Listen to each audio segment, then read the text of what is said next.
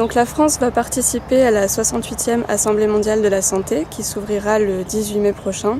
Et à l'occasion du segment politique de haut niveau, nous devrions avoir Madame la ministre de la Santé, Madame Marisol Touraine. Donc l'Assemblée mondiale est en quelque sorte le Parlement mondial de la santé, en ce qu'il constitue le principal rendez-vous pour discuter des grands enjeux sanitaires internationaux. L'AMS rassemble les 194 États membres de l'OMS, mais aussi de nombreux acteurs de la société civile ou des grandes organisations internationales. Donc l'Assemblée mondiale de la santé va cette année se focaliser plus particulièrement sur les questions liées à l'après-Ebola.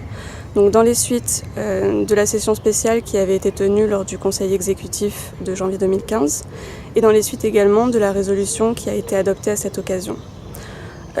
Donc c'est la question du renforcement des systèmes de santé qui va vraiment être au cœur de cette Assemblée mondiale. Et donc il y a deux enjeux principaux qui sont liés à la question de l'après-Ebola. Donc le premier, c'est celui de la nécessité de mettre en place une réserve de personnel de santé pour répondre aux crises sanitaires d'urgence. Le second, c'est la nécessité de mettre en œuvre un fonds d'urgence. Et donc ces dispositions vont avoir un impact conséquent sur le budget de l'OMS pour cette année, particulièrement pour la période 2016-2017. Et donc en ce sens, ces dispositions vont également être très importantes, notamment dans le cadre de la réforme de l'OMS. Parmi les autres grands enjeux qui vont être à l'ordre du jour de cette OMS, il y a le lien entre climat et santé, et notamment pour la France dans la perspective de l'organisation de la COP21 qui aura lieu à Paris en décembre 2015.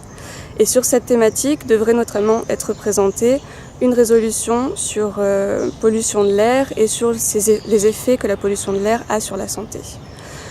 Sur les autres grands enjeux internationaux qui sont d'une priorité stratégique pour la France, on pourra notamment évoquer l'adoption du plan d'action mondial pour combattre la résistance aux antimicrobiens, également la mise en œuvre du règlement sanitaire international, ou encore les progrès qui ont été accomplis dans la lutte contre la poliomyélite et la nécessité de poursuivre ces efforts pour pouvoir arriver à terme à son éradication finale.